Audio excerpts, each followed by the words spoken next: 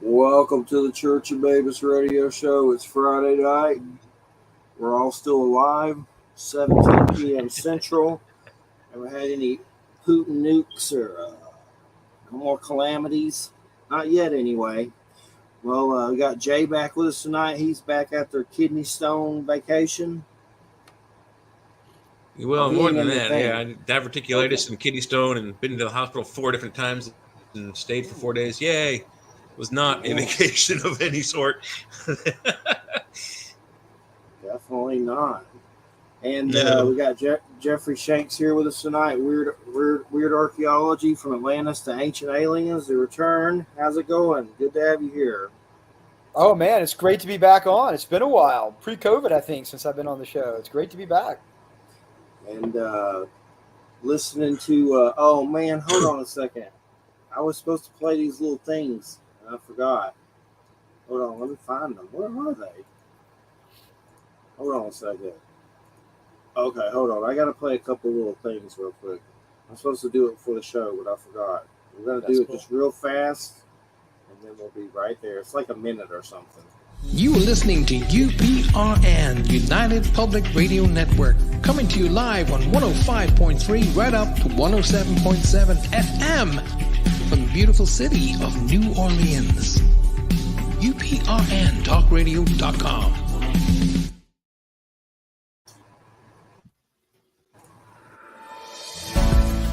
Looking for stories that are fresh and new?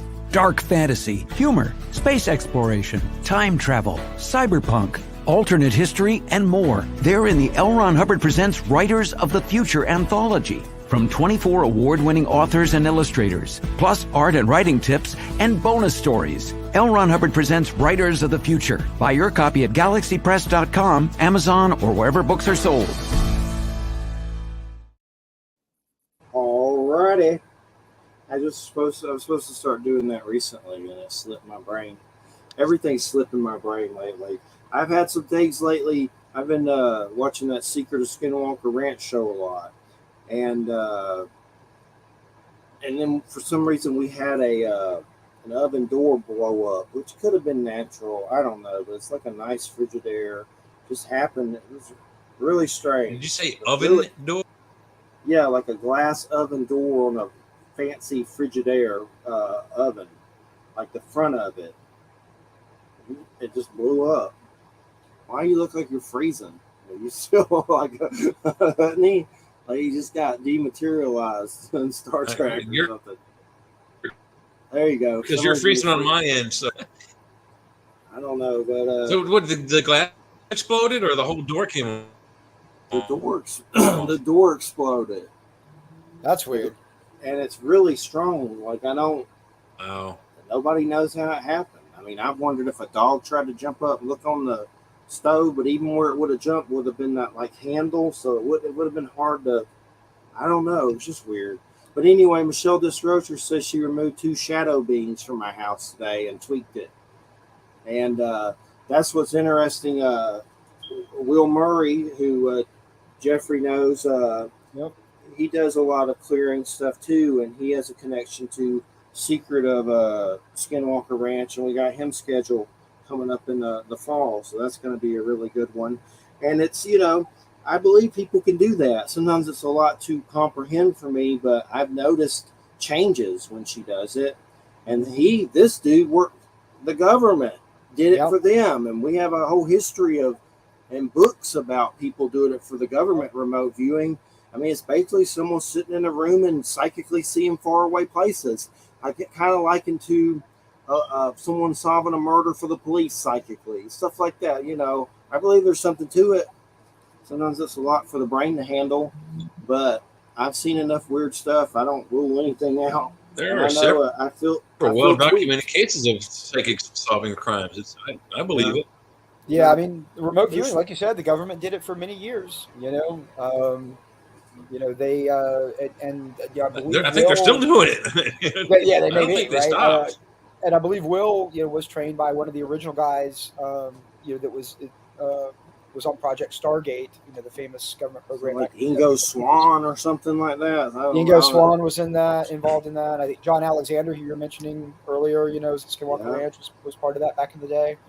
Hal Puthoff, whose name comes up quite a bit with, Bigelow and some of those folks, and he's involved, in some of the new UAP stuff. He goes back to that project back in the day as well.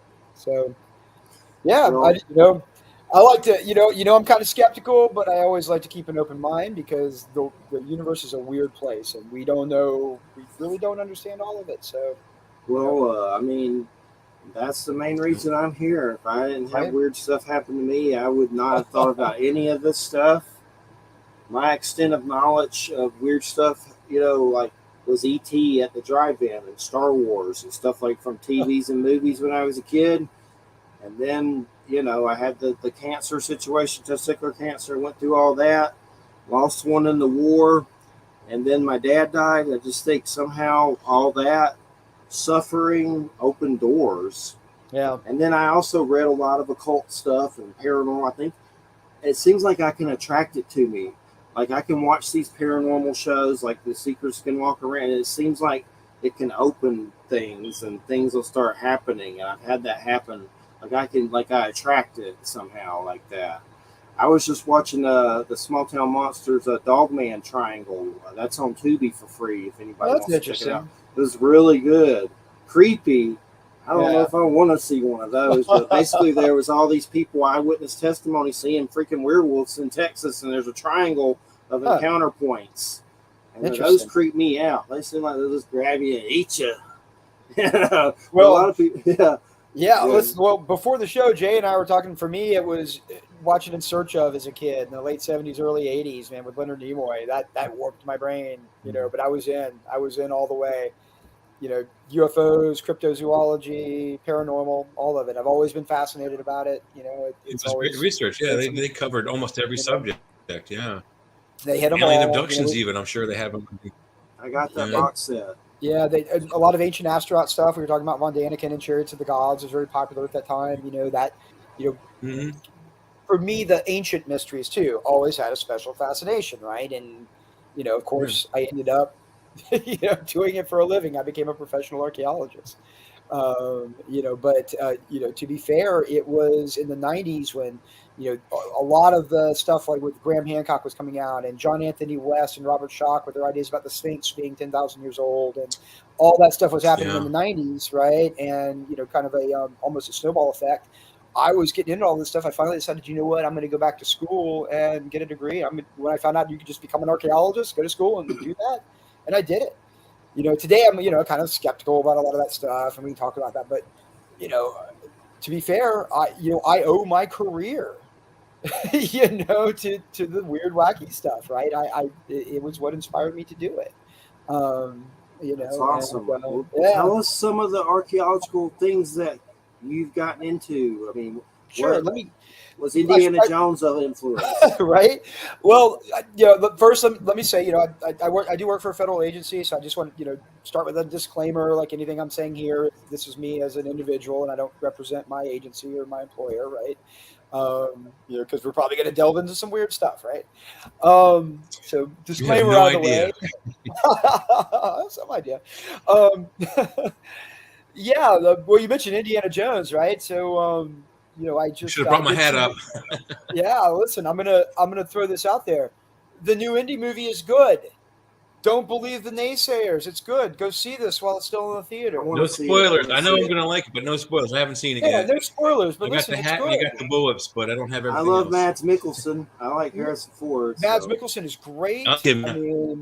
It's absolutely good, entertaining film. If nothing else, it's a great palate cleanser after Crystal Skull. If nothing else, it's a great way to end the series. There you go. Nice. That's part of my idea. This is an actual Shivalingam stone from India, but it's not oh, that's cool. The Shankar stone was fictional stuff, but it has the 3 lines on it. Nice. Very cool. I try to look at reviews on Rotten Tomatoes, but I don't trust them all the time. And lately, I see a trend where things that are actually decent. It's a propaganda Like my sheet. friend Mike Hacker said the Flash movie was really good. He enjoyed it. I haven't seen it yet, but that's by the guy that did It and Mama. That's a good director, Right. so I want to see it. But even though the actor creeps me out that he grooms kids or whatever, that's true. That's creepy, trying to choke a lady to death. It's hard to watch a movie when you have those parallels, but it's tough. I want to see it. But I've noticed the trend. I'll be right back. I'm gonna go grab something. A lot of these critics are probably paid off for something too. I think a lot of it with Indy was also political. It kind of got review bombed by folks that felt like they were, because it had the strong female lead. I think there was people were saying, oh, the female character female lead's going to take the place of Indy and all of that. And so I think so crazy. I think some of it was kind of a reaction to that, and that isn't the case. I'll murder you for this. I'm gonna kill you. Right. So it got review bombed over something that's not even real, right? I mean, it's just ridiculous. So it was kind of the John Carter effect, right? I don't know if you remember, the John Carter movie where it's not a bad movie, a good movie. But the narrative before it even came out was, oh, this is going to be a flop, and so it became self-fulfilling. And I think that's kind of what happened with Indiana Jones. Unfortunately, it's a shame. It's is it cancel culture pretty much? I mean, I understand some of that stuff, but sometimes it seems a little too much. Like it can go overboard. I think this one was definitely unfair. And it's a shame. So people should go see it, especially if you're a fan of the original movies. It's a nice way to end a classic franchise. Hey man, did you know are there any drive-ins where you're at? There's one in Alabama right across the line that's not. I just heard that. Oh wait, maybe it was watching that Joe Lansdale episode where was that where it was? You guys were talking about the drive-in.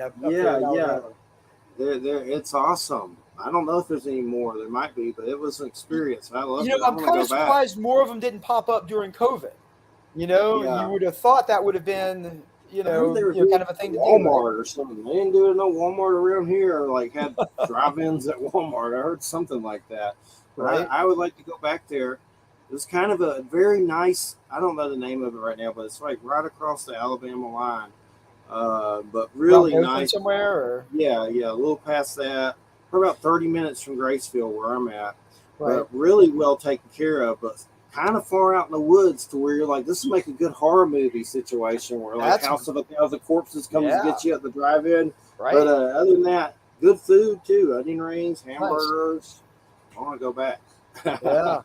But so what are some of the archaeological things that you've gotten into? Well, God, all right. Well, God, I've been an archaeologist for almost 25 years now. Cool.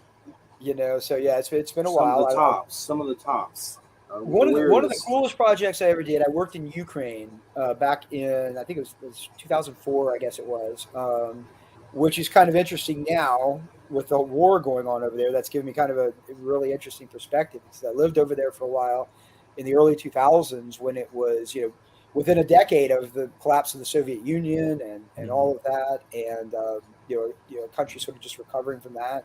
And that was an interesting experience. We were excavating Scythian tomb mounds out on the steppes in Ukraine. That was a pretty incredible experience, and there were warrior burials that we found, and a number of things. And it's an incredible experience. Just living out on the steppes in a village with. We had some of the guys that were the local just diggers that were working with us, and they were ex-Soviet military, and so we would just hang out. And my God, we drank so much. I drank so much vodka. We're living in this little village. You go in the little store in the village, there's just nothing there but vodka, cigarettes, and maybe cheese, right? Levi's pants if you're lucky, right? And so we just drank all the time. It was shots, and it was you're out there on the steps.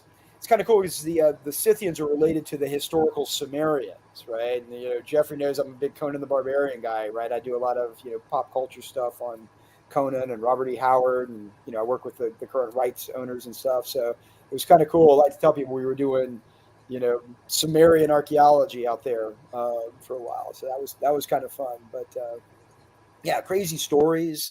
Especially some of the old guys who were ex-Soviet military guys or telling stories about being stationed in East Berlin back during the Cold War and sneaking across the wall to hear Zeppelin play in West Berlin and then sneaking back, stuff like that. That was a pretty cool experience. I think that was one of my favorites. How long were you there? Oh, I was there for summer, so probably 3-4 months, something like that. Worked in Italy for a few years on Did you Roman see a lot site. of Nazis, or is that just bunk? No Nazis, What but about space arcs? That's what I hear too. Is from those it's like this exopolitics right wing weirdness that Putin's after space arcs buried in is Ukraine. that the Whatever new the hell thing? a space arc is, The I'm not closest sure. we did find some Nazi stuff, actually, which is kind of funny, right? Oh, This bomb was the whole place! right. Drop a nuke on it. We did well because, and it's kind of weird, right? We're out there on the steppes, right? So it's just miles of wheat field as far as you can see. But every now and then there'll be these mounds, right? And they're these old burial mounds for Scythians, who were like the kind of steppe barbarians, horse barbarians, of ancient times. And because they're the only high ground for miles and miles during World War II, everyone, basically what they were trying to do was capture these ancient burial mounds. And once they would capture them, they'd turn them into machine gun nests and put guns on them and anti-aircraft guns and stuff. And so we're digging these things, and all of a sudden we're finding like unexploded ordnance and stuff, and it was actually a little sketchy, right? So that was interesting. But Did you ever see Sisu, that movie? no. You know what I'm talking about? No, what's that? Remember this, SISU, or write Okay. it down when you can. Or remember SI. Sisu. I'll send you a trailer at some point. Yeah. It's a movie by the guy that did an old, I think they're Finland or Swedish or something, but he did a movie called Rare Exports. It's like a weird Santa Claus horror movie. Right. But it's a new movie that just came out, and it was at theaters and stuff. And it's about this dude during World War II, I guess, and he's just killing the crap out of Nazis. It's the most awesome thing since like Good, the Bad, and the Ugly.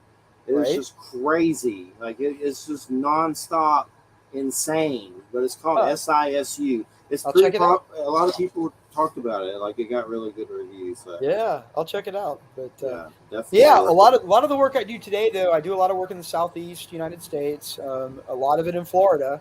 So while I don't have a whole lot of Nazis, I do get tons of snakes. What's going on in Florida? What are you finding down here? So some of the work. You see me? Did you lose me? Yeah, well, something went out, but we can still see you. Little color weird change and some freezing, but you seem okay. I don't know what the color change is. The light. Weird. Okay. So a lot of the work that I do, I do work for a federal agency, and but the work I do is helping out other agencies. And I've been working in a national forest on a site. It's a pretty absolutely fascinating site.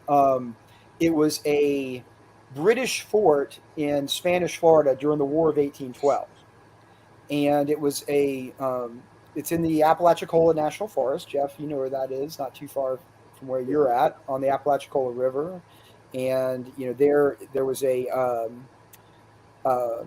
British came and set up a fort during the war, right? The British were fighting the United States, War of 1812, right?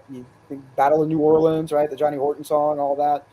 And when they were here, the British put out a proclamation that anyone who could escape from enslavement and came and joined the British would get British citizenship, and they would be emancipated, and they could fight against the Americans. And so tons of people, escaped from, slavery in Georgia and the Carolinas and came into Florida and joined the British and became trained as British colonial Marines. And it was all took place at this site, this fort on the Apalachicola River. And so we've been doing a lot of the work there, mostly ground penetrating radar. We're not doing any excavations there. It's a very sensitive site. But trying to recover that story. And when the British left, they left it in the hands of some of the folks that stayed behind. And so you had one of the largest free African-American communities in North America at the time here, not just free, but free with a British-built fort with cannons, guns, supplies, and it was a destination for people to escape to. And it lasted for about a year and a half or so until Andrew Jackson and the Americans, Andrew Jackson ordered an invasion, another illegal invasion of Florida, and attacked the fort. And they had a battle and ended up a heated cannonball hit the powder magazine and the fort blew up and it killed almost everyone. So it's also kind of a tragic story as well. And but a lot of the survivors went on to become what became known as the Black Seminoles. They joined with the indigenous populations in Florida and continued to fight for freedom for decades after that. And it's an incredible story that almost no one knows about. And so that's what we're trying to do is we'll cover that story and tell it. You know? So you're digging there a lot? Like We're not digging. We're not digging. Digging with radar. We're using ground penetrating radar right now. One of the reasons is because so many people died there. You know, it's a very sensitive site, right? We don't want that Dozier School that's in Mariana. I do. I know it very well, and I know the story there very well. And I know some of the folks that work there. I drove through there. They're doing something new to it, and we got in. Me and Christina and drove around. It's creepy there. Yeah, that's a weird story there. Yes, I know that very well. You been there, or you just know the story? I've been both. I've been there, and I know some of the folks that work there. Were you doing archaeological stuff there? Were you doing archaeology stuff there? I wasn't. No. I wasn't. Retrieving bodies with sonar? Some of my colleagues did do some of the work there. Yeah. That's some Stephen King shiznism right there going on. That's some dark stuff, right? Yeah. There's some dark stuff in Florida. People don't know, man. There's I got a weird story. An uncle of Christina's, he passed. Yeah. He worked at that place. Yeah. Dozier. He was kind of a little creepy. I ain't gonna say his name, but I hung out with him a lot. Like he would drive by on his golf cart and tell me crazy stories from Vietnam and weird stuff. One of those situations. Right. But he claimed there was a UFO in Silver Lake, and that's in Mariana. And he was dead serious. I tried to get it to raise out. Like, yo, I got a snorkel, man. Let's go look for it. What are we waiting for? He was serious too. It's one of those situations you're like, okay, already. I mean, listen, you never know. Maybe they went down in it, got water or passed through it. My sister in the late 90s, she saw a classic black triangle, just south of down in Wakulla County, south going down towards Apalachicola. I mean, so we've got Eglin nearby, we've got Tyndall Air Force Base nearby. There's some. Florida's seen a lot of activity. There was that guy in the 80s, I forget his name, but he took all those wonderful Polaroids that people said, they're fake, but they're Polaroids. They're like instantly it develops right there. So it spits out are you talking about the Gulf Breeze stuff? Yeah. No, I forget the guy's name, but yeah, Gulf Breeze is the place.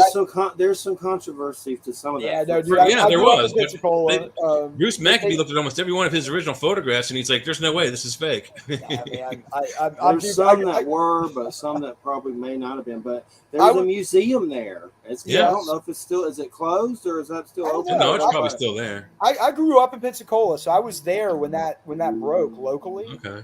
And it was a huge deal. That was like 88, something like that, right? Yeah, mid to late 80s, absolutely, yeah. And they ended up finding the model in the guy's attic after he moved out of his house, and that kind of killed it. But I'll tell you, people I knew, like friends, family, everybody would go out looking for UFOs over Pensacola Bay. I mean, it was a huge thing for years, and in the late 80s, going into the early 90s, I mean, it became a pastime for everybody, and people saw weird stuff all the time.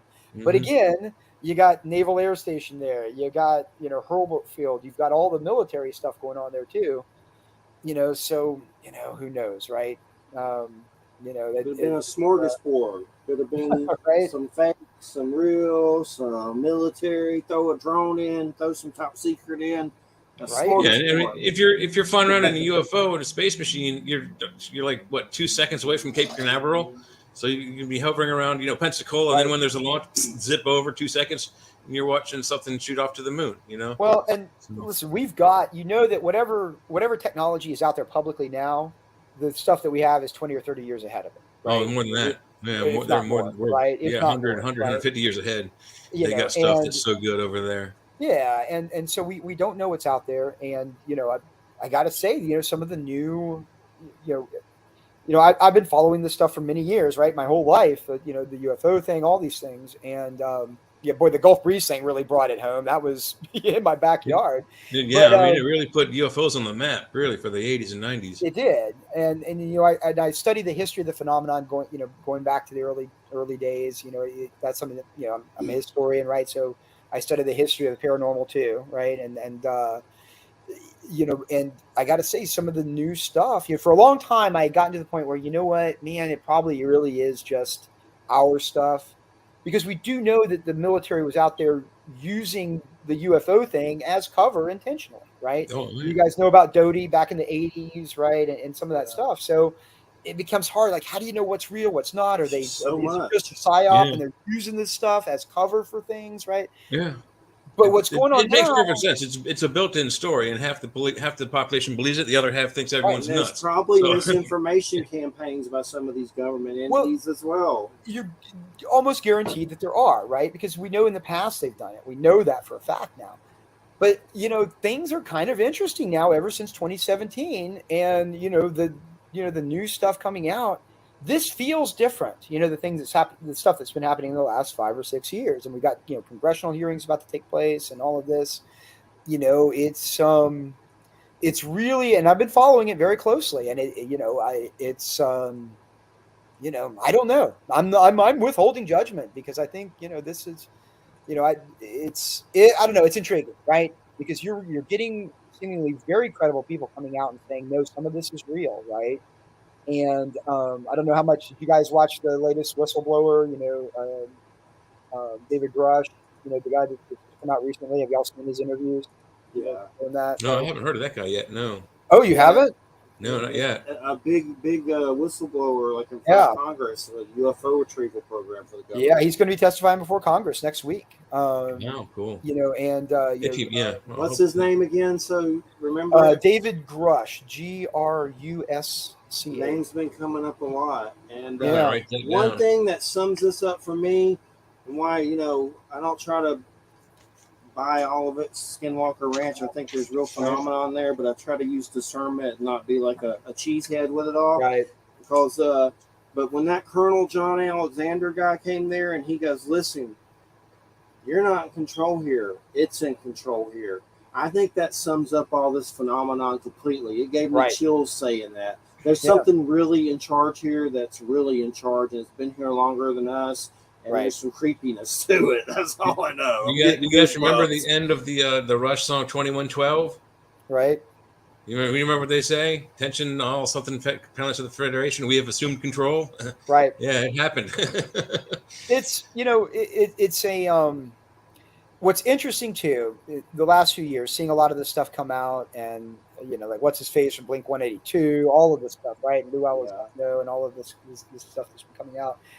People are talking about, some of the folks that are claiming to know things, right? Or saying that there's this relationship between consciousness, and it's not just what what people have been saying. Oh, it's space aliens or whatever, right? It's more complex than that. People are starting to talk about the multidimensional or interdimensional idea now. These are ideas that have kind of been around for a while, right? Going back to the multidimensional idea, right? And the time, us from the future traveling back in the past to correct something that harms their future. The time travel things. Yeah, all three of those. A popular one right now, right? So people are starting to, and I like this, right? Like getting away. I mean, because we were for many years we were locked into this sort of 1950s. It's got to be people. It's got to be creatures from outer space, right? From other planets. Slimy lizards with lobster claws coming from other planets that eat our women, and This is where talking about the concept of ancient aliens, right? And that you're getting this like it's something that's been around for a long time. People are saying this, right? So you watch things like the Ancient Alien Show and like Van Daniken we're talking about, and as an archaeologist, like I can tell you, like this stuff, they're taking things out of context, and this idea of like. They're ancient technologies in the past, and you can see evidence of it and how they're building monuments. They're thinking about this in the wrong way, right? Let's assume that this phenomenon is a real thing. Let's start with that assumption, right? And that we are interacting with non-human entities of some kind, right? And why would we expect that in the past, we can expect that they've been here for a while, right? That does make sense. Why would we expect that they would be doing things in the past that they aren't doing today, right? Why would we expect that these entities in the past would be doing things like helping build the pyramids and stuff like that? Are they today helping us build interstates and the Empire State Building and skyscrapers? No, right? They're interacting with us in very strange ways. people used to use the term abductions. Now experiencer is a more preferred term, right? But that's where, if you want to see this in human history, we should be looking for similar kinds of interactions that we have today, right? Jacques Vallée was one of the first to really look at this idea, right? Where he was, John Keel did it, a few years later, and even Jung, Carl Jung, a lot of people don't realize in the late 50s, he did a book on flying saucers, right? And was looking at these ideas to some degree that we may have been having similar kinds of interactions with these entities in the past, but we called them by different names, right? Fairies, angels, demon, jinn, succubi and incubi, right? Like these, the hag that comes in the middle of the night and, sits on your chest, those kinds of things, right? There's similarities with the stories from mythology and folklore to the modern encounters that you started hearing about in the, really in the 60s with the hills, but really took off in the 70s and 80s, right? The so-called abduction phenomenon. And, especially the coming at night and, the similarities with things like sleep paralysis and these kinds of things. The connections with things of a sexual nature and reproductive nature, right? You see that in things like fairy brides, right? And changeling babies and things in fairy folklore, right? Mothers would warn their daughters not to get too close to toadstool rings in the forest. Right. Toadstool rings. How is that different from crop circles, right? I mean, so you get these, and Jacques Vallée was one of the kind of pioneers that really was brought this stuff out. With his book Passport to Magonia that came out in '69, was it's a big one. That's a big one, right? And there was a lot of pushback from the ufological community at the time on that, because the extraterrestrial hypothesis was the main, that was the main theory out there, the main hypothesis or model. And people recognized, there's similarities, but they were just encountering extraterrestrials back in the day, and they just called them fairies or demons or whatever. But it may be more complex than that, and Vallée was the one who started looking at some of the strangest encounters that didn't make any sense, right? I don't know. Are you familiar with the story? The guy's name was Singleton, I believe it was, in the late 50s, and he was a farmer that had, a almost traditional flying saucer land in his field, and little short humanoid creatures came out with a jug and they wanted water from him. Right. And he gave him some water, and then they cooked some pancakes for him on a grill. Gave him pancakes, right? And they were buckwheat pancakes, right? It's the weirdest thing. And so most people just dismissed it as, okay, that's absurd, right? We obviously can't take this guy seriously, right? Buckwheat pancakes from space aliens, right? Unleavened bread. It's a story from the Bible. It's a story from the Bible. Jacques Vallée pointed out that the idea of buckwheat cakes is a common motif in fairy stories in Great Britain, right? That's the whole don't eat the fairy food, right? That kind of thing. So what the hell is this, right? That's weird, So he was the first one to say, hey, we can't just throw out these really weird stories. If anything, this should be telling us that whatever this is that humans are experiencing, where they're having these experiences and trying to understand them in ways that our mind can process them. He went to Skinwalker Ranch, Jacques Vallée. Yes, I want to know that, but I don't know if we ever will. I'm hoping he shows up in an episode. I hope. Yeah, I mean, he's still out there today. He's in his 80s now, but he's, he is the grand patriarch of ufology, right? He's one of our last living connections to the Project Blue Book era. He was a colleague of J. Allen Hynek, and partially responsible for Hynek, changing his mind on the phenomenon.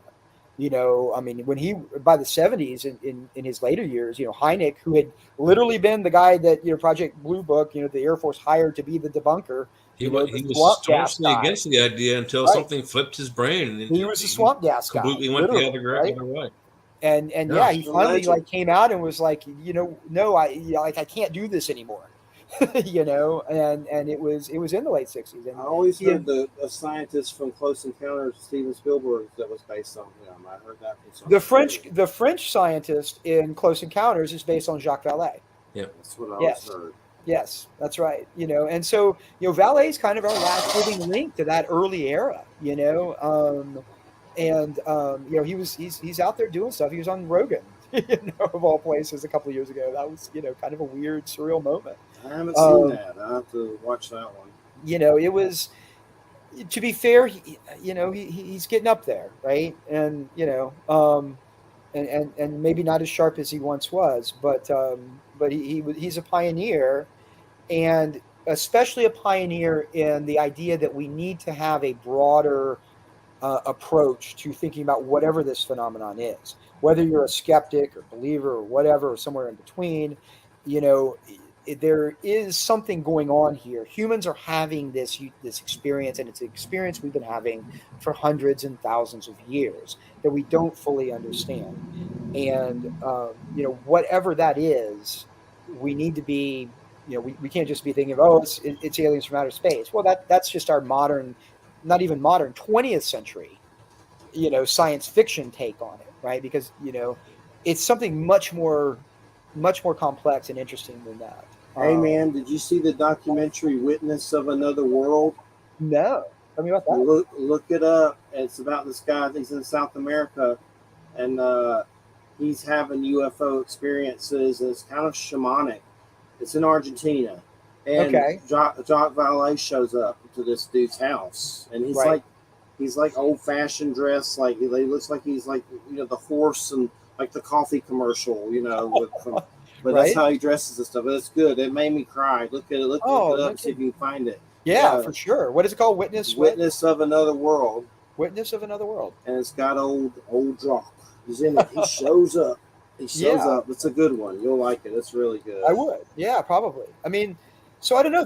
We're in kind of a new place and a new era and trying to understand this phenomenon. For me, for someone who has kind of dedicated their life and career to looking at cultures from the past, I'm interested in, it's a shame that you got the ancient aliens kind of thing, because that's super hokey and just not, because there may be some interesting things to find there, but I think we're going to find it, if it is there, in things like folklore and mythology and those kinds of stories. And it's never going to be something we can really test, probably, or have any real evidence from. It's always just going to be suggestive, probably, but that doesn't mean we shouldn't be looking for it, Exactly. And it's definitely heated up to a point to where it's on every news station. I mean, it's everywhere now. It's a concern, and people are scared, and people, excited or whatever. Most people just don't even pay attention to it really at all. But most people don't pay attention. Yeah. They don't care. They don't want to talk about it. Well, and you can kind of understand that, right? It's like the Matrix. Plug me back in so I can taste that juicy steak. I don't know the difference if it's fake or not. Just plug me back in, right? Enjoy the simulation. And that's not even an unrelated metaphor, maybe, right? I mean, because that's kind of what may be going on here. Is it goes back to the idea that the modern idea that, hey, we're living in a simulation, right? That comes from the Matrix. That goes back to an idea, in kind of a fringe idea in quantum physics, the idea of a holographic universe. The idea that it kind of goes back to the double slit experiment in quantum physics, if you're familiar with that, right? An experiment that's been around for 100 years, right? Where if you fire a photon, through a two slits. If it's observed, did we lose Jay? No. He'll be back very long. Basically what it comes down to, and you can Google it and see, but there's this experiment in quantum physics that shows that subatomic particles, when they're observed, they behave like matter, what we think of as solid matter. When they're not observed, they behave like a wave, just energy, right? And so what that suggests is that there's a link between consciousness and what we think of as objective reality and matter, right? And that's maybe what's going on here, like what we think of as objective reality, like the solid laptop, it's really just we're creating this hologram in our brains. We're just interpreting these waves of energy, right, as matter. And that may be similar to what's going on with whatever the phenomenon is, right? People are encountering some sort of um, entity or consciousness or something like that, and their brains are translating that into a way that they can understand, right? And that's maybe what's going on. In the past, it might have been fairies or angels and demons or jinn or whatever.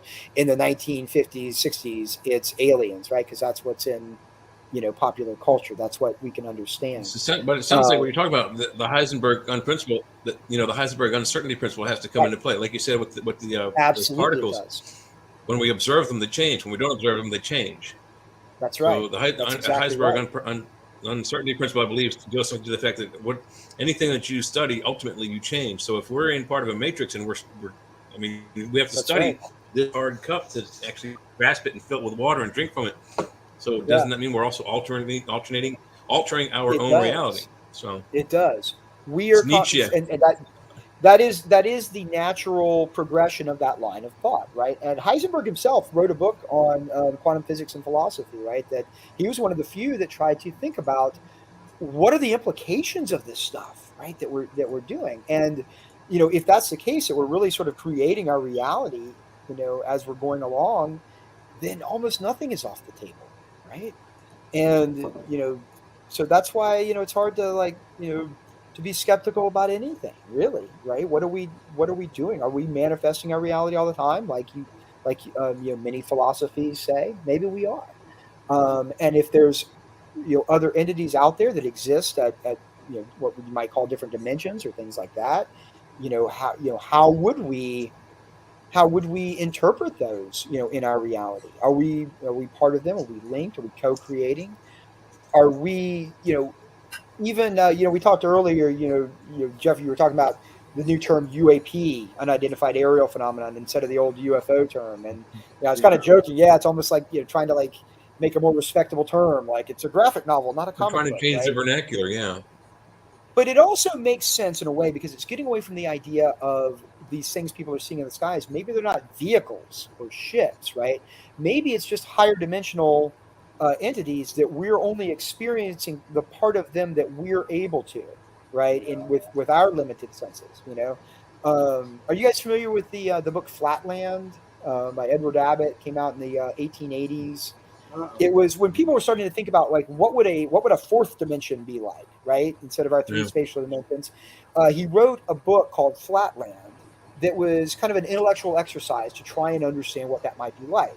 And Flatland is this two-dimensional world, right? So people are living almost like on a sheet of paper, right? People are living on this flat sheet of paper, and so let's say you had a circle drawn on that flat piece of paper. Somebody living there in Flatland, looking at that circle, living there in two dimensions, would just see that as a line, right?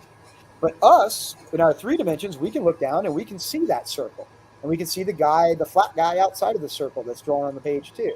We can take our finger and we can stick it into the circle. We can see inside of it. He can't even see inside the circle. It's just a line to him, right?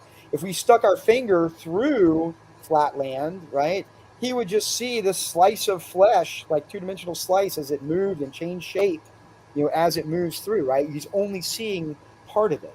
That may be what, some of this phenomenon is. It's us in our limited three spatial dimensions and a fourth temporal dimension seeing higher dimensional phenomena or entities, and we're only seeing part of currently science.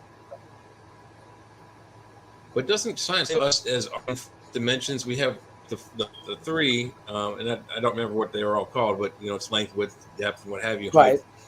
And then a fourth dimension, the fourth one being time, because we are moving through time and space. We're not always in the same place in the universe, galaxy. That's right. That's our fourth dimension, is movement. That's right. And so if you have entities that are existing in dimensions beyond time, too, then even time is something that we experience linear time. They may not be, right? They may be experiencing this in all different times. This is where the idea of maybe they're time travelers. Maybe they're us from the future coming back, right? Yeah. Who knows? Maybe we've gotten to a point where that weird dude from Men in Black 3 who's in all time zones at once. Exactly, right? Have you seen Men in Black 3? Yeah, the one dude who's like he can touch all time zones. He's weird. Yeah. And so, all of these things are maybe possible. We don't really know. And, it's fascinating to try and think about it in these kinds of terms, right? It's why I love, people that you still see, skeptics in their bunkers. Well, they couldn't travel here faster than the speed of light. Well, I mean, we're so far beyond that now, right? I mean, that's not even, it's, Hmm. in trying to understand what this is and what's happening. Yeah, with quantum physics, we only have just barely begun to scratch. We Right. have no idea Yeah. what could be possible with other types of thoughts, other Yeah. mechanics, other physics. You know, there could be substances out there that if you touch it, it teleports to the other side of the galaxy without any kind of Right. energy. You just boom, you're there. We don't know. Yeah. The And so possibilities are for endless. me, like I say, I mean, I'm fairly skeptical in that I don't necessarily believe in anything, right? Because, what does believing mean, right? But I'm open to almost anything, right? I mean, there are these, people experience weird things all the time, and we don't fully understand the way the universe works. So, who am I Hmm. to say that something can't be, right? Yeah, I'm with you on Also, that all the that's no time. fun. People ask me all the time, do I believe in aliens? I'm agree with you. I don't think the word belief works in this subject matter. Someone asked me if I Right, believe in aliens. I say no, I don't believe in aliens. That infers that there's some sort of religious connotation, or that maybe right, there's some sort of reverence going on. And then also, even though I believe in them, maybe there's also the possibility that if science discovers they don't exist, then now I cannot believe in them. And right. I'm like, no, I don't. That doesn't work. That No, word does not apply here. What I can tell you is that they do exist, and it is mathematically impossible that they do not exist. right, So they're here. They're right. here to stay. There's no way to get rid of Well, them. They may or may not be on our planet yet, but there are the entire universe, the entire galaxy. Number one is replete with living organisms. Number one. Number two, right. extend it out to the universe. We're not alone. It's mathematically impossible we're alone. Or alternatively, they've always been here, Yeah, you know, yeah. There's and Betty that and too. Betty you and know, Barney. Betty, when you see these scientists like Neil Tyson and stuff, like I like that guy, but he says stuff like there's no way they're right, here or whatever.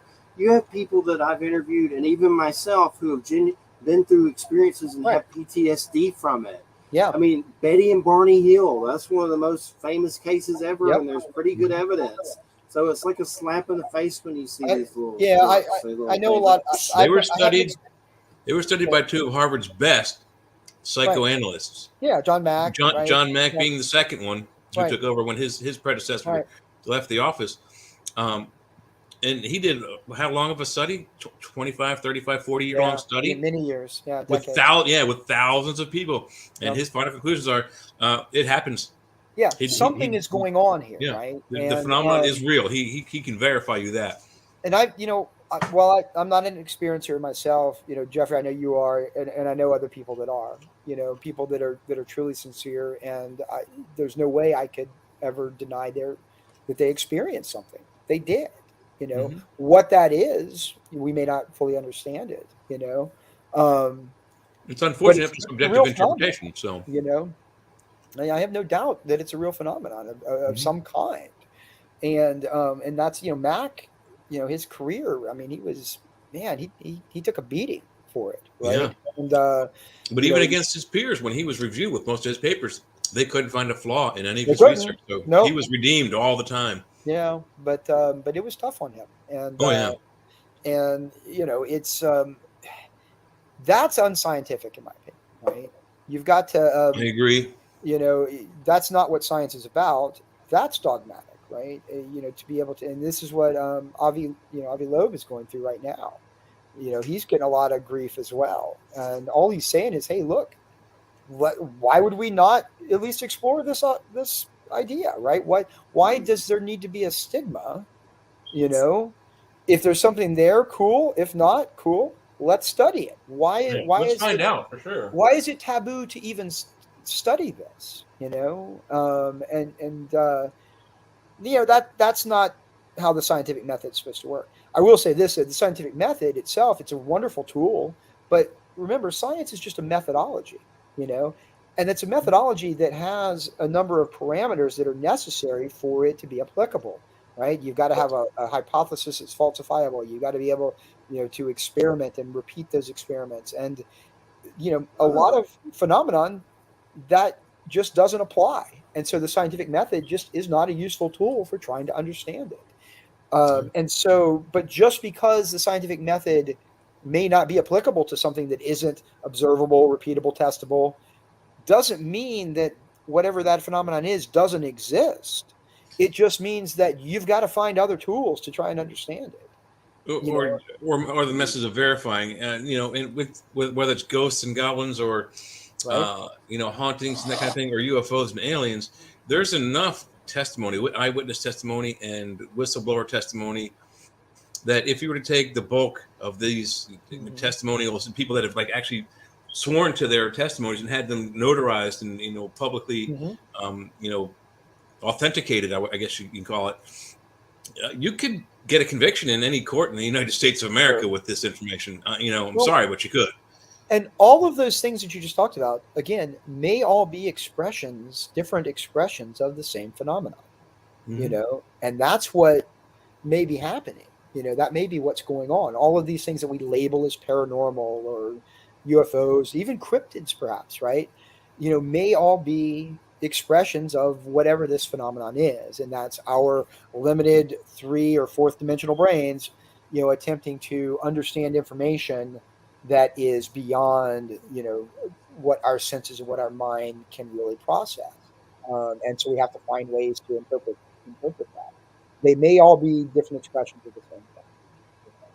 And that's where a lot of people that are looking at some of this stuff now are maybe starting to come to that conclusion. And, people, like Diana Paluska, her book, American Cosmic, which I would highly recommend, looks at this idea to some degree. She's heavily influenced by Jacques Vallée as well, right? I mean, a lot of this goes back to such a pioneer.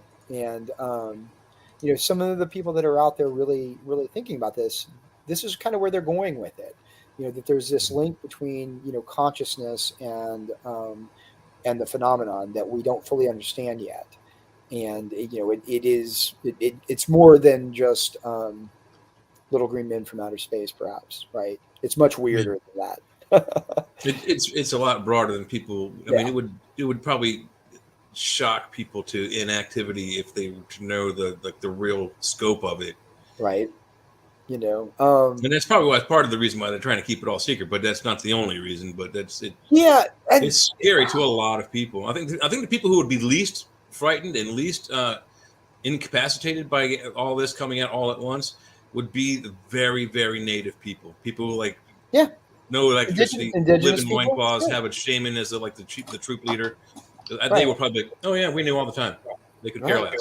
Yes. Well, I mean, you kind of get that already, right? Yeah. A lot of indigenous folks are kind of saying the same things, Mm-hmm. And it's we're catching up in a lot of ways to things that many ancient peoples may have already known, or at least understood in their own way, right? So I don't know. It's kind of a fun idea to think about. But also a little scary, right? Because some people have very negative experiences. I mean, Jeffrey, it sounds like your experience, I mean, it wasn't entirely a positive one, right? I mean, I've been a little bit of everything. I mean, a lot of it. I interviewed Travis Walton, Fire in the Sky, right? And I asked him about fear, and the whole thing was with him, Thomas Reed, and him, who have both been through experiences. And Travis Walton said that if it were not for the fear, it would be a cakewalk. That's the hardest part of it. It's just that fear. When you see this stuff, it's really scary. Right. And I've had different ones where they've been exhilarating and, wonder and awe, to where one time I saw some beings at a lake that seemed reptilian-like and kind of like holograms. And I've been partying and doing all kinds of crazy stuff. It was when I was younger. Right. But my first initial reaction to them was fear. And, oh, my God, I'm seeing a fallen angel or the devil. And at the same time, they were saying, I love you, and singing and saying weird positive things to me. So it was really weird. That is But weird. The closest thing that I've ever, it was like telepathic sort of, but the Yep. closest thing I've ever seen to them is like Mayan god glyphs and wood carvings and stuff. They were just really Interesting. weird, but it was like a astral. It's like they weren't physical. It was like Right. almost like the Jedi Force Ghost or something, Right. but different. Not blue, but kind of like a gray. It was weird. Definitely astral, another Yeah. dimension. But yeah, that was kind of scary. But one of the biggest ones I've seen light beings a lot, and those are usually positive. And I think Mhm. those may be the dead, or could be a ET, could be angel ET, same thing. But I kind of think I lean towards that's kind of like what we are as light beings as well. There's something to that. Right. I've seen those a lot, and we're like shamans say, luminous beings of light, and we have the aura and all that.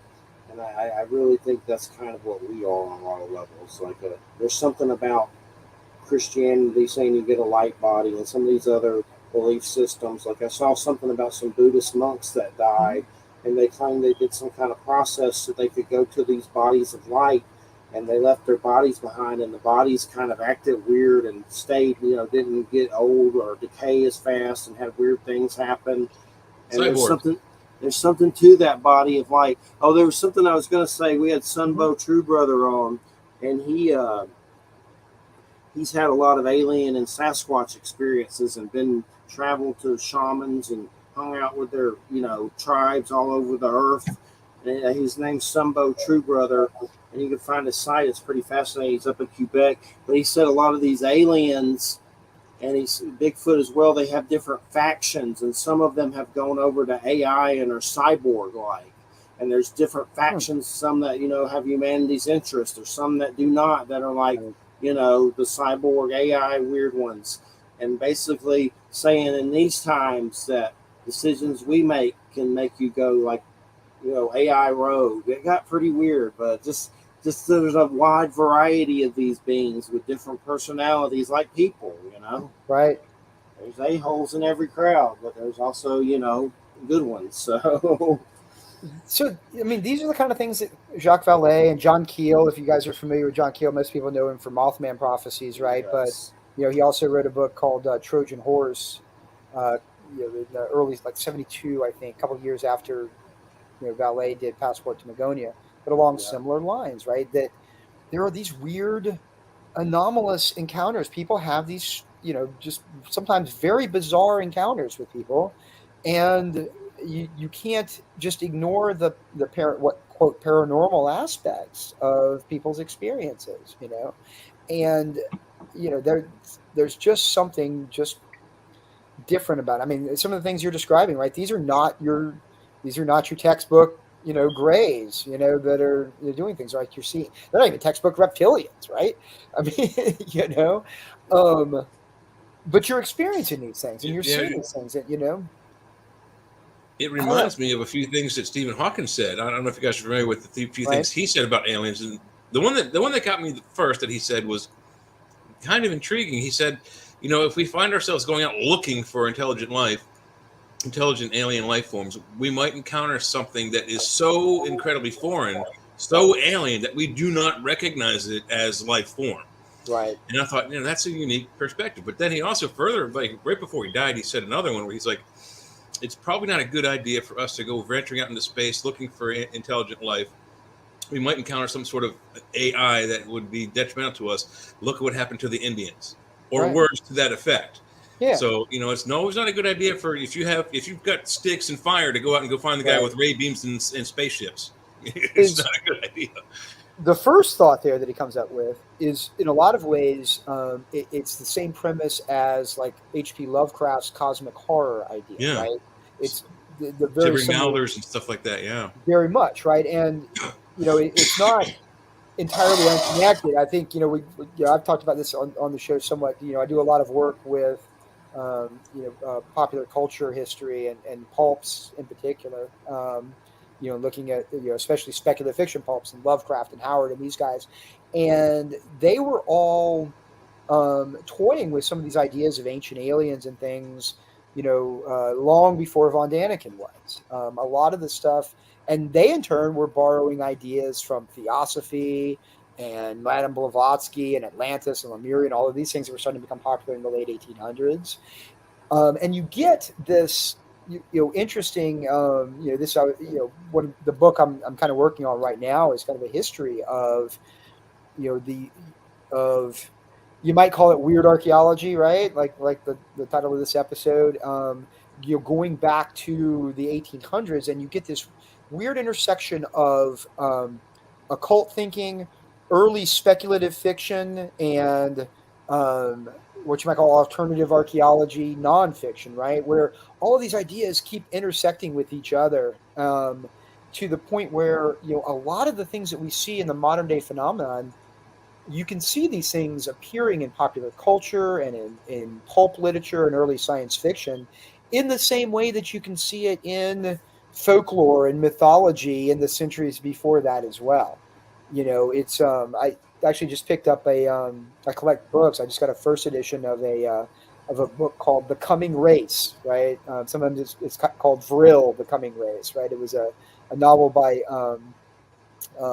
Edward Bulwer Lytton in 1870s, and it's an early kind of like Hollow Earth novel, right, with like this lost advanced race underground, and a guy discovers it's a book Hitler read. I'm thinking it ended up indirectly becoming very influential on Nazi philosophy decades later, unfortunately.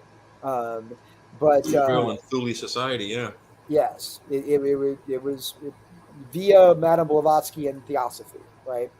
And it was fiction, right? But there's ideas in there that you see today, like some of the popular ideas on the phenomena is maybe this is not, maybe they're ultra terrestrials, right? Is a term that you'll see. It was actually John Keel that coined that. A lot of people are talking about the idea that they may be coming from the oceans and things like that. That seems to be a popular idea. That's been around for a long time. That's in a lot of ancient cultures. There's the knowledge and aliens coming from the ocean. So you got the Dogon in Africa, and you got the Dogu in prehistorical Japan. 12,500 BCE. A culture that, by the way, that started at 12,500 BCE, just after the Ice Age went away, and lasted till about 4,000 CE. That's a long time for a prehistoric society to make it. We have these myths. We have early, science fiction and pop culture with people coming up with these ideas of lost races and advanced people that are living underground or living in the oceans, or these kinds of ideas. I mean, they're kind of out there percolating, right? And maybe Jung was onto something when he started touching on this, that they're archetypes, right? But why is it that these ideas keep coming back over and over again? Why do they have this appeal?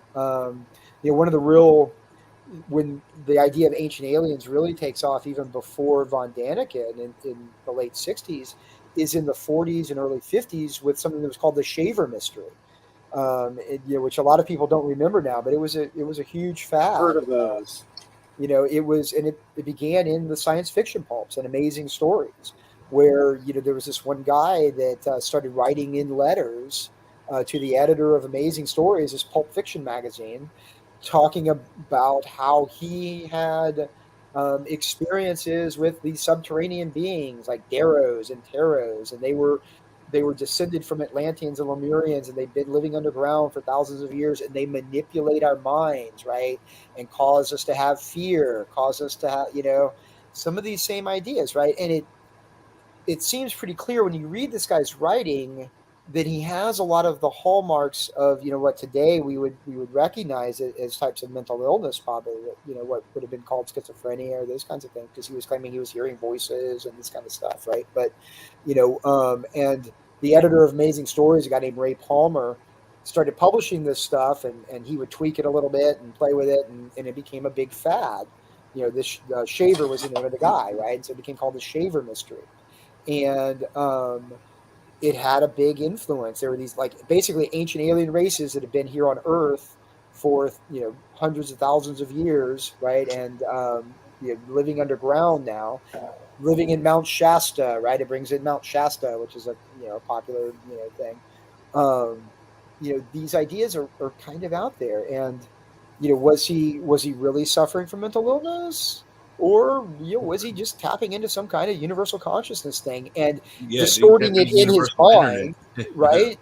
Right? I mean, because again, if people are getting information that we can't really process, you interpret it in different ways. You try to your mind tries to make sense of things, right?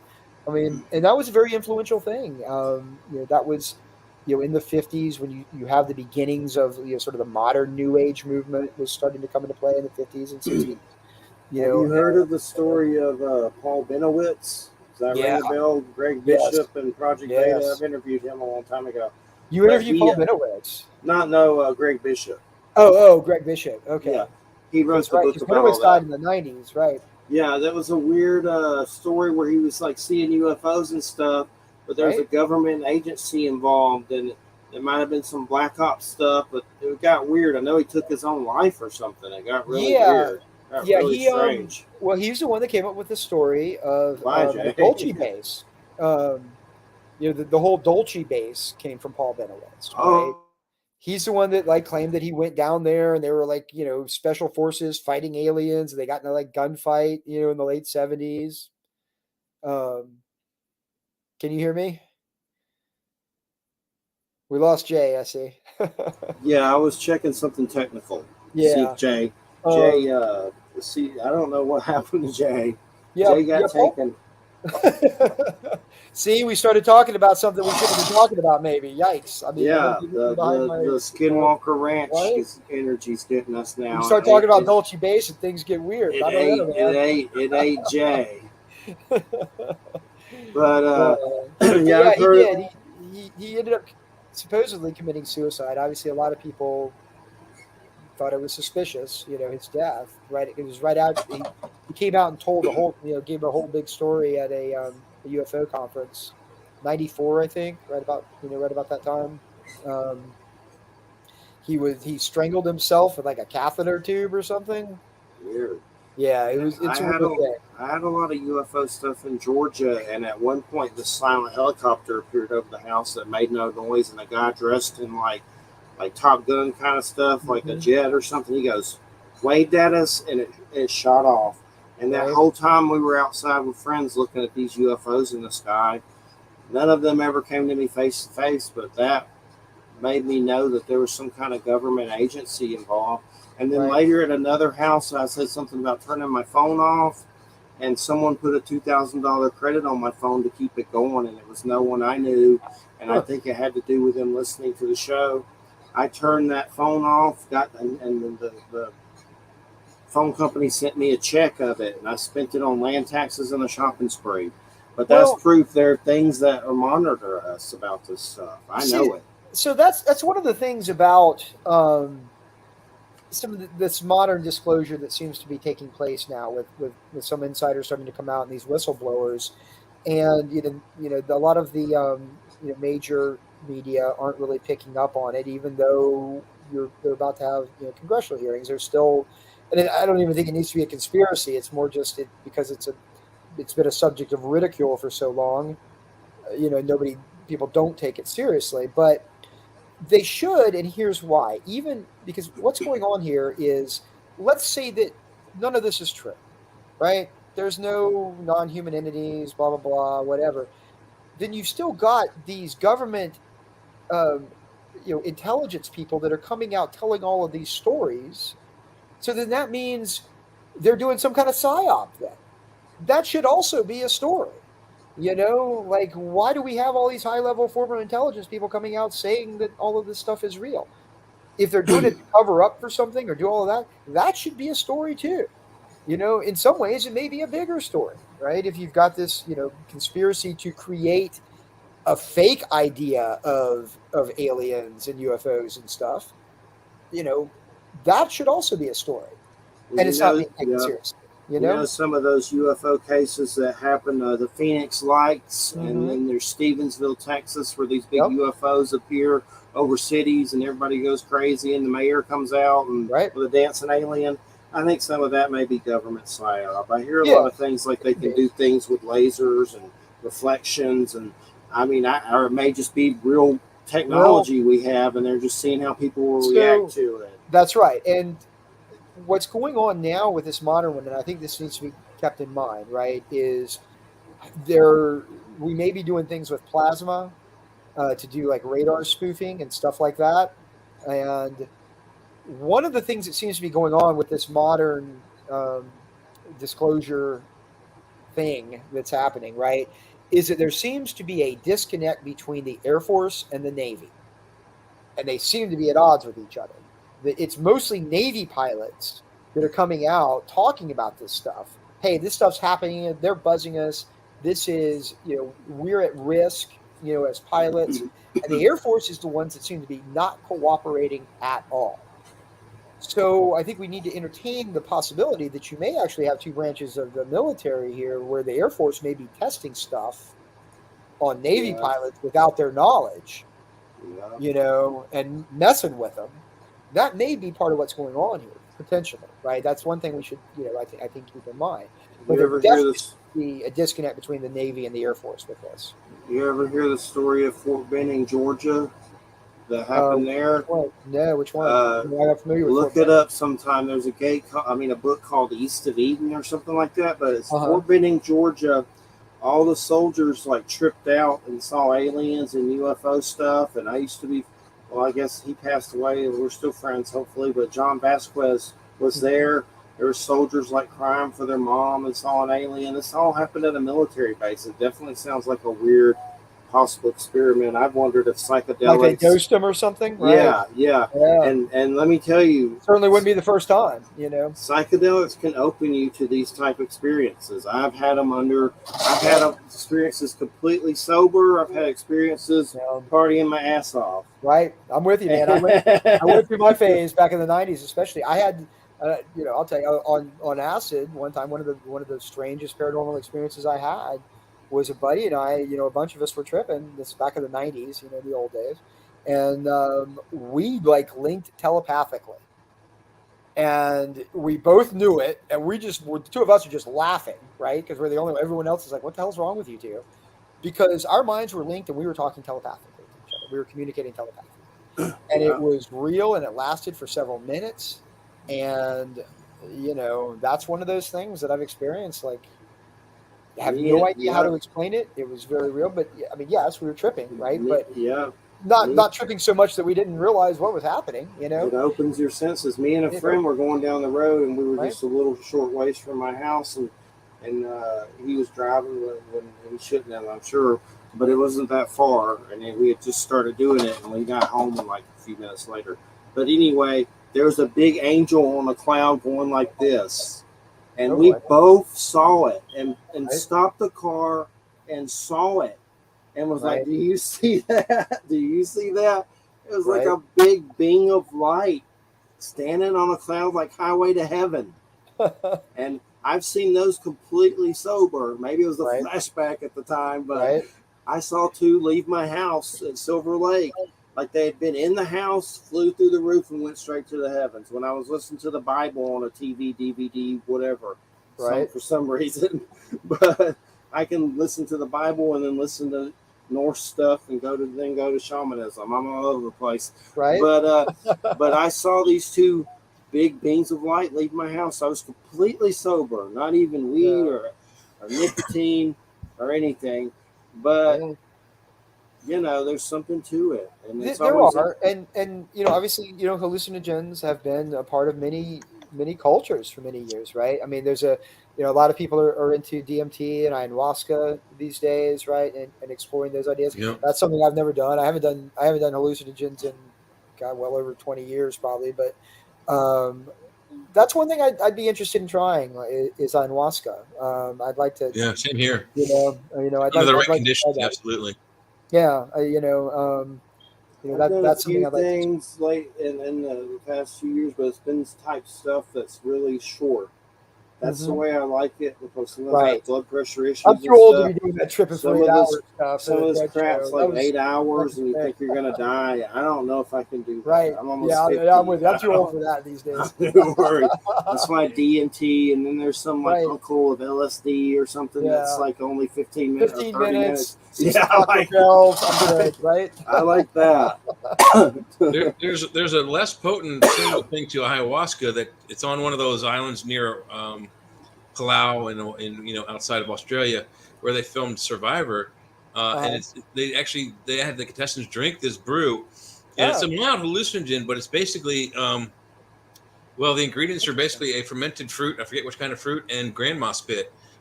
Literally, the old women of the village take these over-ripened fruit, chew them up, and spit them into a vat. I mean, they literally and they're hawking loogies into this big vat, and then they boil it up and give it to the men, and the men get just verschnickered like you wouldn't believe. I mean, they are lost drunk. Right. It's really powerful, but I don't think it's as strong as ayahuasca. However, it is. Most of the contestants threw up after drinking it. Interesting. Well, yeah. I mean, I went through my psychonaut phase. Like we all do in college, right? And, college is where it really began, right? But mine was the seeds were sown when my cousin and I, at the age of 16, went to the beer drive-through, bought cigarettes and 3 cases of beer and some other things, and went driving through western Pennsylvania and eastern Ohio. That was a fun trip. But careful, they have Mothman. Everyone says, the gateway drug is marijuana, and I say bull honkery. It's cigarettes, it's tobacco. Because if I didn't smoke cigarettes first, I would have never tried weed, and I would have never tried cocaine. I would have never tried all these other chemicals I tried. Yep, you're so right. It was getting that first pack of smokes out of that cigarette machine when I was 14. You're done. And it was Marlboro Reds that we smoked. My cousin was already smoking. He was like 15 and a half, and he's a little bit younger than me. But I was 16. It was my first car trip. So I took my parents' 1976 Pontiac Le Mans from Rockville, Maryland to Youngstown, Ohio, a 7-hour trip. Right. And I asked my dad, I said, "Hey, Dad, I don't want you to write directions. Just give me the key roads. What am I getting on? I know I'm going 270 to 70, Pennsylvania Turnpike. Then where do I go from there?" And he just told me certain roads how just to get into the city of Youngstown. Once I hit Youngstown, I was like, "Oh, I turn here. Boom. There's my family's trucking depot. I turn here. Boom." And then a couple more roads, and I was at my grandparents' house in lickety split, no time at all. So it was a fun trip. But the things we did is that one trip, that's when I started smoking cigarettes at the age of 16. Downhill from there. Well, I did my psychedelic phase, but then I did at that point start looking into different types of meditations and stuff. This was probably late 90s, trying to do it naturally, right? Because that's kind of the idea. It's the same idea, right? It's expanding your consciousness and trying to tap into whatever this is, right? This, making new connections in the brain, making new pathways work. I ended up, for me, and I tried different paths, Western, esotericism and hermeticism and things like that, and Eastern traditions like Buddhism and transcendental meditation. I ended up Kriya Yoga ended up sort of becoming the thing for me, which I don't know if you ever heard of Yogananda, right? Autobiography of a Yogi is a famous book. I know the word Naga refers to the snake people, right? But I don't know the book. Right. You say Naga? What was the title? Yoga Naga? Yogananda. Yogananda. I'm sorry, I heard something. Yeah, I have heard of Yogananda. I've heard of that book. Yes. Yeah. So, and started doing that for a while, and there's a lot to this. I mean, these experiences and these things. There's real. There is something real going on here.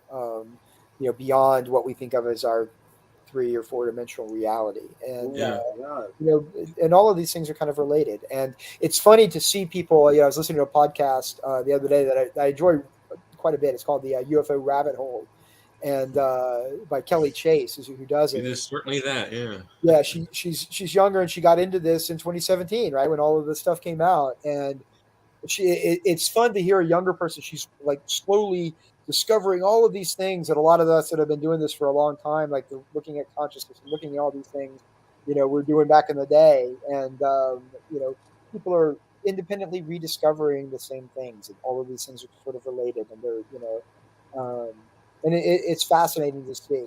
I hang out on Reddit a lot, which skews very much younger. It is fun to see a lot of the younglings just discovering some of this stuff for the first time. Stuff that us OG folks have been into for many decades. It can eye open you in other ways. When I was in high school, that's probably 83, 84, Pink Floyd finally came out with their latest album, Delicate Sound of Thunder, right? Right. And so me and my friend, who was a freshman, one of my best friends still, we were just enjoying the album. We actually went and saw the concert in JFK, but he heard one of his freshman co-students were walking down the hall going, "Hey, there's this new band out called Pink Floyd," and he literally walked up to them and slapped them in the face and said, "Psh, they've been around since the '60s." He walked away from them. So you got to be careful. Sometimes something is so new they think it just came out, and it's like, sorry, this story happened a lot of them do years right? ago. But you know what? I mean, but those are teaching moments too. Right? Yeah, they can be a teaching moment, but they can be. That struck me as funny that my friend. They can be frustrating sometimes too. So frustrating. He actually slapped another student because they thought Pink Floyd was brand new. Like, really, what's your source for that? Where's the YouTube video to back that up? Like, YouTube video. I got books. I don't know you know what? Yeah. Back in my day, YouTube was called books. Right. Yeah. But it's cool, right? It's cool seeing younger folks kind of rediscovering this stuff for the first time, right? On the other hand, though, they're seeing all the what looks like disclosure. Oh my God, it's about to happen. We're gonna get at the truth here. Like, we're a lot closer than we have ever been, but I don't really. I'm not skeptical. Yeah. I'm very skeptical about it. Seeing it in my lifetime. Right. You know, they all like think it's 99. I have like one breath left, being like, "Here's the story." I'm like, "Great, I'm going to hear the story," and I'm done. And then it's, like, that's how it'll happen. Sweet for me. summer child. You don't know. We've been here so many times before. Mm-hmm. You get encouraged, you get discouraged. It's an up and down. It's like manic depression, Right? It really is. Like, they're going to tell us. Oh crap! No, they're not. Yeah. Well, one thing we need to address is Atlantis. It's in the title. Yeah, let's talk about some props. Do you think it's down here in the Florida area? I've heard it so many different damn things. I don't know where the hell it is. So Antarctica. I don't. So Atlantis is something I've been fascinated with it as a concept. I think that again, this is kind of an archetype, right? This idea that we're missing something in our history, right? That we're missing, and I think it's in a lot of ways it's the same trope as this idea of maybe there is some kind of there's a lot of similarities between the Atlantis trope and archetype and the ancient astronaut, ancient aliens idea, this concept of something advanced in the past that we have lost, right? That's missing, and I think, you see it in popular culture, which is kind of where, like, what I was talking about earlier. We see this in beginning in the 1800s. The idea of Plato's Atlantis, this lost civilization, it kind of comes back into popular culture with Jules Verne, with 20,000 Leagues Under the Sea. It had kind of been forgotten for the most part until you get this scene in 20,000 Leagues Under the Sea where the Nautilus goes by, Atlantis, and they see Roman columns under the ocean and all of that, right? And that inspired a guy named Ignatius Donnelly to write a book called Atlantis, the Antediluvian World in the early 80s, or early 1880s. And that became a hugely popular book. And a lot of the modern ideas of Atlantis, the idea of this advanced civilization in the past that was maybe in the Atlantic Ocean where Plato said it, and we can see evidence for it by saying, hey, there's pyramids on this side of the ocean and pyramids on that side of the ocean, so they must have come from this central idea. That all comes back from this book, by Ignatius Donnelly from 1882, and a lot of even what you see with Graham Hancock today, with his idea of this lost ancient advanced civilization. A lot of the stuff that he's talking about comes straight from Ignatius Donnelly, 150 years ago. I got a copy. I got a first edition of it back here somewhere. I was going to ask you about him. I was going to ask you about him. About Graham? Yeah. I saw the show. It seemed like they were trying to say giants were doing a lot of stuff, weren't they? Graham. I like it all, but yeah. So I followed Graham. I think giants are part of it for sure. Absolutely. I got Fingerprints of the Gods when it came out in 1995. I have it. Yeah. Got it when it first came out, and at the time I was in school, but I dropped out and was working, and I'm reading this book, and I'd always been interested in this stuff. I read Von Daniken years before and all of that. And Fingerprints was just absolutely riveting. It sucked me in like nothing else. Right. Talking about New York Times bestseller. He never uses the A word in Fingerprints. Right. He never mentions Atlantis. Right. But you knew that's what he's talking about. Right. But at the same time, he's basically taking the Von Daniken idea. Right. Of the evidence for the civilization is what looks like advanced technology that we can see in artifacts in the past, right? But he didn't want to call it aliens, right? So he's going with a Atlantis-like civilization instead. But he's even referencing it in the title, Fingerprints of the Gods, right? That's a subtle reference to Chariots of the Gods. Yeah. So he's playing with that idea, and and uses a lot of the same things. He relied on the work of a lot of the work of a guy named Charles Hapgood, who was somebody who was pitching both the idea of a pole shift cataclysm was a big idea of his. And that's that's actual fact, because I have studied geography and geology, and there are telltale marks on the ocean floor of when the poles have shifted direction. Because they can see the alignment of the metallic ores, the magnetic metallic ores in the bottom of the ocean change orientation each time the poles flip. So that's actual fact. So it does happen. It will happen again. Well, but those are magnetic pole shifts, right? Where the magnetic poles flipped, right? And that's what changes the orientations of the rocks. What Hapgood was talking about was Earth crust displacement, where the idea of the Earth crust itself slides around the globe like the loose skin of along the inner mantle, right? The mechanics of the pole shift, we don't know if it's a sharp, sudden, violent thing, or if it's a gradual, or if it's a sudden, violent thing. Okay, it's going to be an extension level event. Certain creatures are going to not survive it. Certain areas are going to change. The maps are going to change. Bodies of water are going to change, and livelihoods are going to change. But we don't know for sure. We've never been through one, so we don't know. Part of the problem when Hapgood came out with this idea, in the 50s, it was a lot of the evidence he was using was showing that there were temperate fossils and things in Antarctica and things like that, right? The problem is he wrote this right before plate tectonics became an accepted mechanism to explain a lot of the same things, right?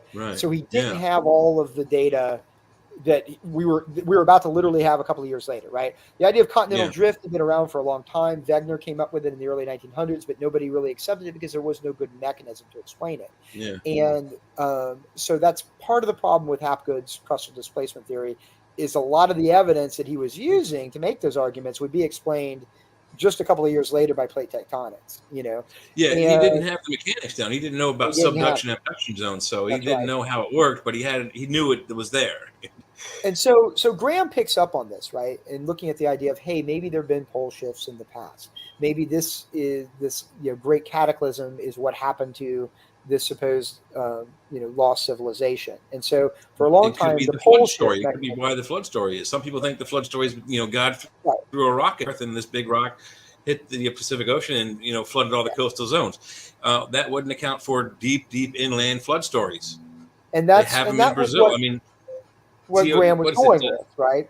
Yeah, he's particularly good with talking about Lake Titicaca and that giant. It's like the highest freshwater lake in the planet, and most of the buildings that are there, those big H blocks in these buildings from ancient times, they think was knocked over by some kind of cataclysm, and they think it was a flood because there's a lot of sea-going fossils up on that ridge, which should not be there. Right. Well. Yes and no. There's ways now that we have other ways to explain it other than pole shifts now, though, right? Yeah. And but Graham was working with that. Eventually, he abandoned that, by the late 90s, and started looking for another mechanism. And of course, today, he is going with the idea of the Younger Dryas impact hypothesis, which is the idea that either a comet or an asteroid impacted a series of large astral or bodies, it broke up, right? Here's the fun thing, right? I was talking about Ignatius Donnelly and his Atlantis book that came out in 1882. He wrote a sequel in 1883 called Ragnarok, in which he proposed a comet or a meteor is actually what caused the destruction of Atlantis, right? So even this impact hypothesis goes back to Donnelly in the 1880s. It's been around for a long time. This is it's still kind of a controversial theory in archaeology. It hasn't been really. There's problems with it, and I've actually recently excavated a site in Florida that where that horizon should be, even potentially a pre-Clovis site where we get some very early dates. Mm-hmm.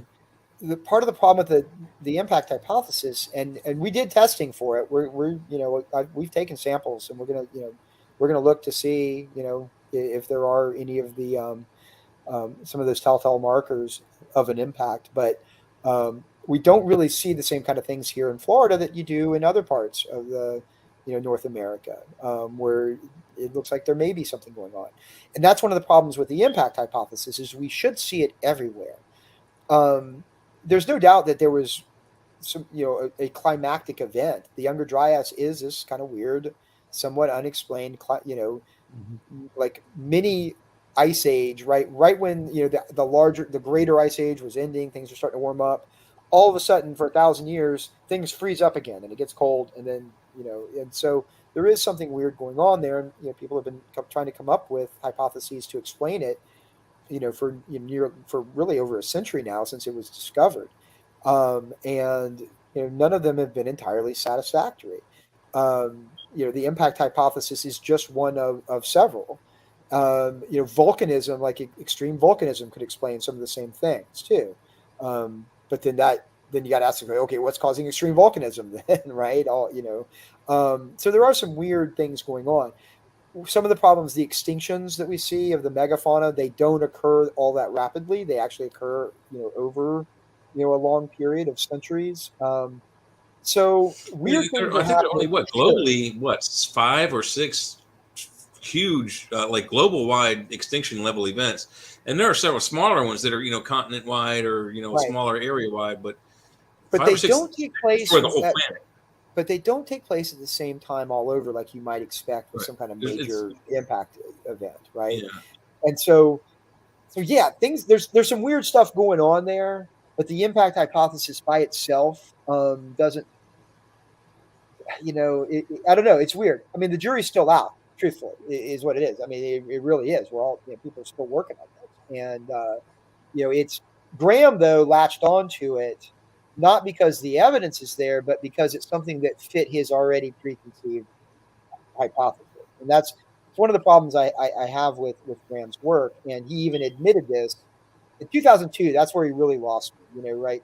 I was so inspired to get back to kind of the story. Like after reading Fingerprints, I got into it. I read all of his sources. I read Hapgood. I read Hamlet's Mill. I went through all of his sources. I started to realize that he was kind of cherry picking stuff a little bit. I started to realize this, but I was intrigued enough that I decided, you know what?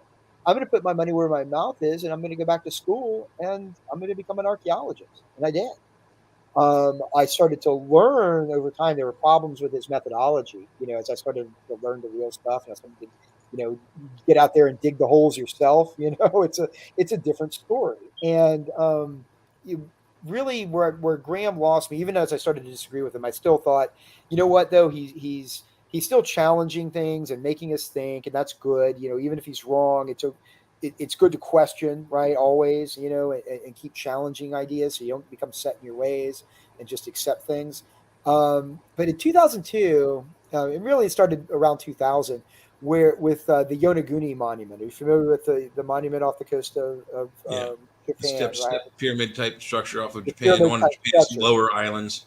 Right, which Graham very much wanted to be man-made, right? But they went there. He even brought Robert Schoch, who's best known, as the guy that I know Robert. The hypothesis on the Sphinx being older, and even Robert Schoch dived in and was like, "No, man, this is natural." I mean, yeah, it's fragmenting regularly, but rock does that. I mean, Yeah, I mean, if you look at the cliffs of Dover, it's like hexagonal pieces of rock. Nature does regular straight things. Line. It's in a hexagonal pattern. It's nature. So.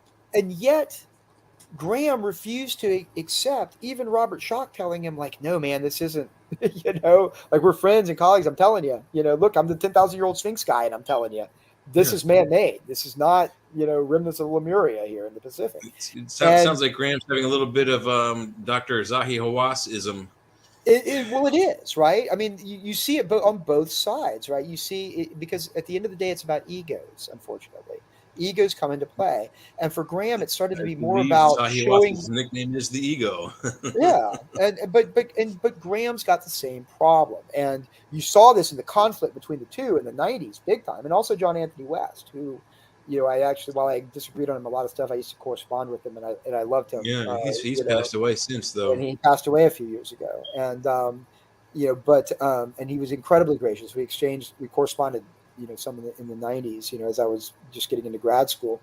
But Graham, he disagreed with John on that too, and they had kind of a little falling out for a while. They patched it up, but because Graham continued to run with it and publish it, even though he was being told by not by mainstream folks, but by people like Robert Schoch that this wasn't legit.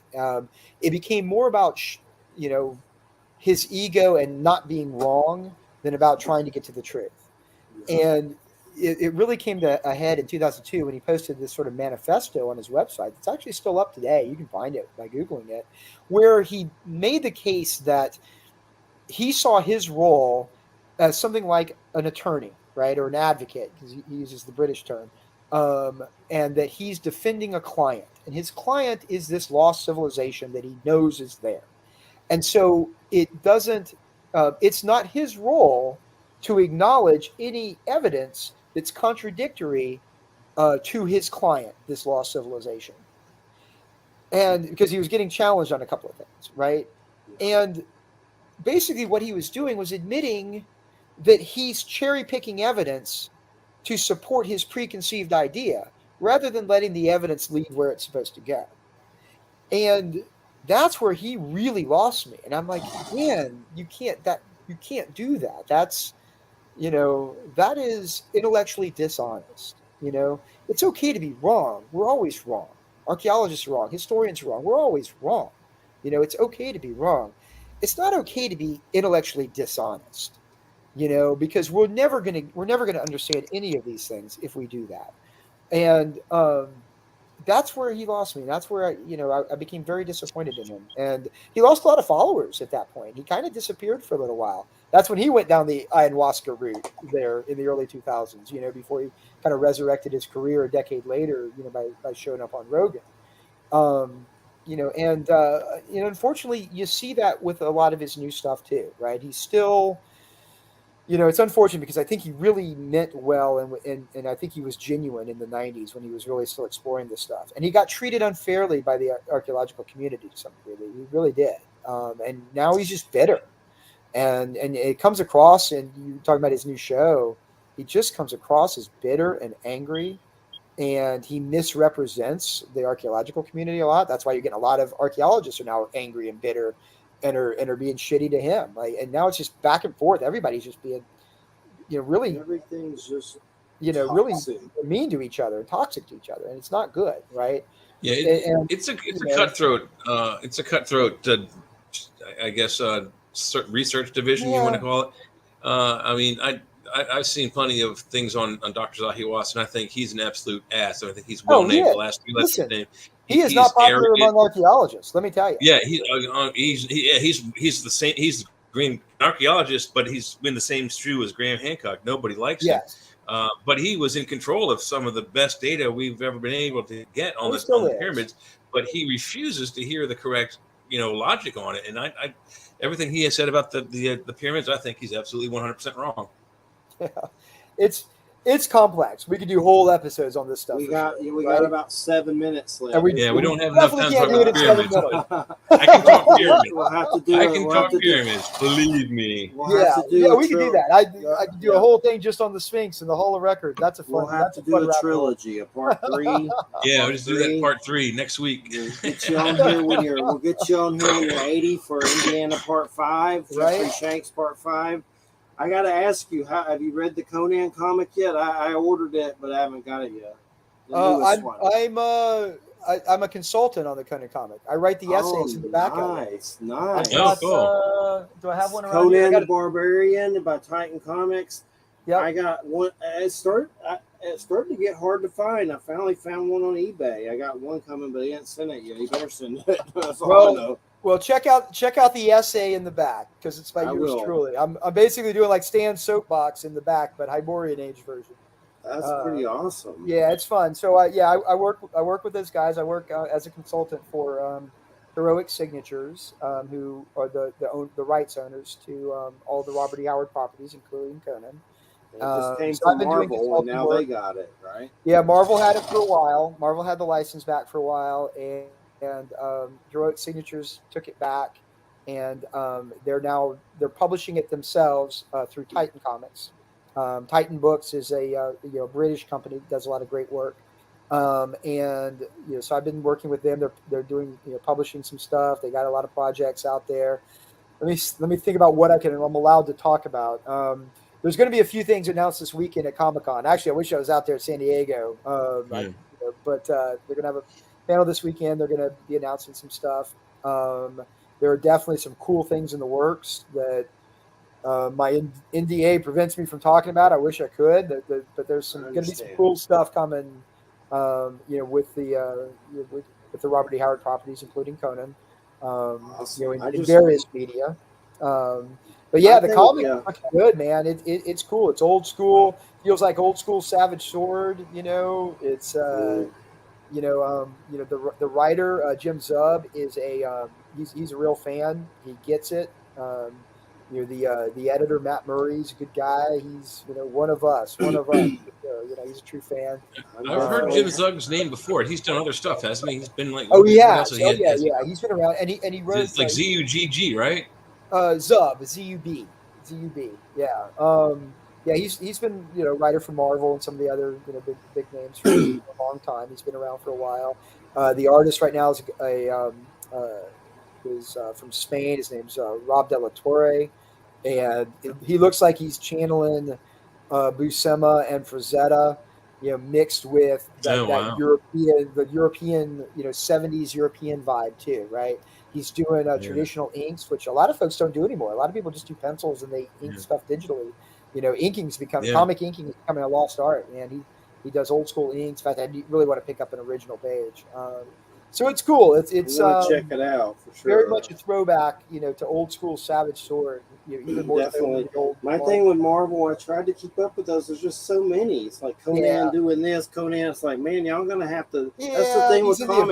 Avengers There's too many things coming out to a point to where you're like, oh my god, this is like cocaine. I had to slow down. Yeah.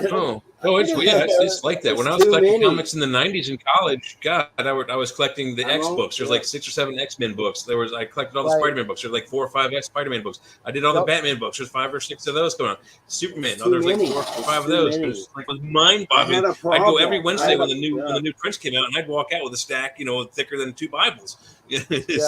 Now I have like 13 big long boxes, and running my mom's like, you got to find somewhere else to put these because there's one with her right now and crap.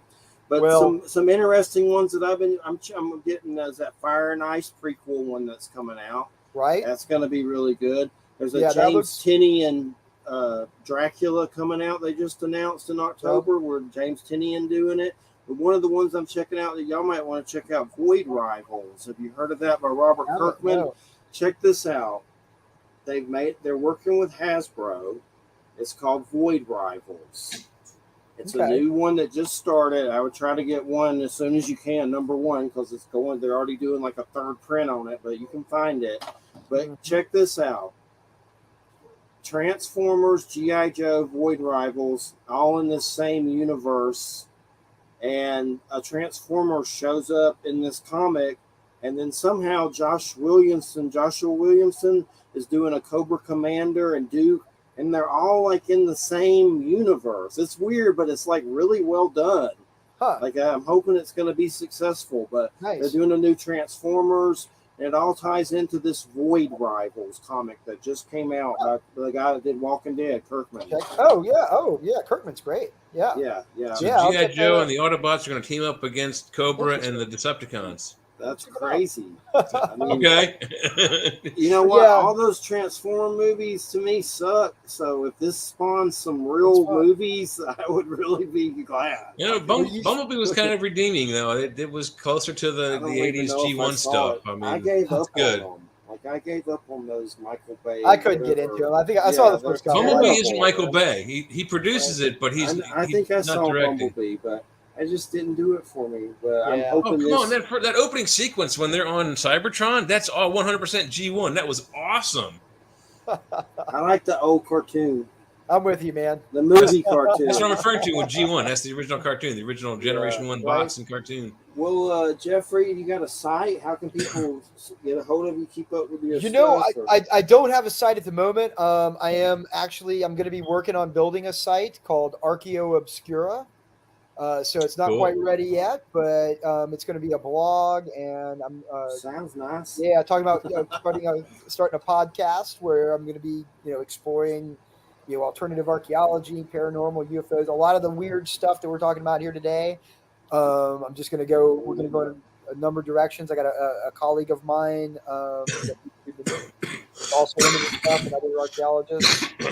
She and I are going to probably be doing a podcast, and hope to be having some guests. Maybe we'll have you on as a guest on our show. Let us know. Let us know. All right. Thanks so much. And we appreciate it. Jeffrey Shanks, everybody.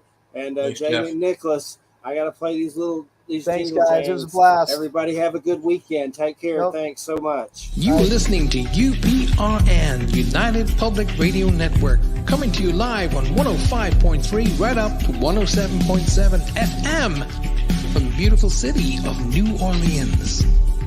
UPRNTalkRadio.com. Well, that was fun.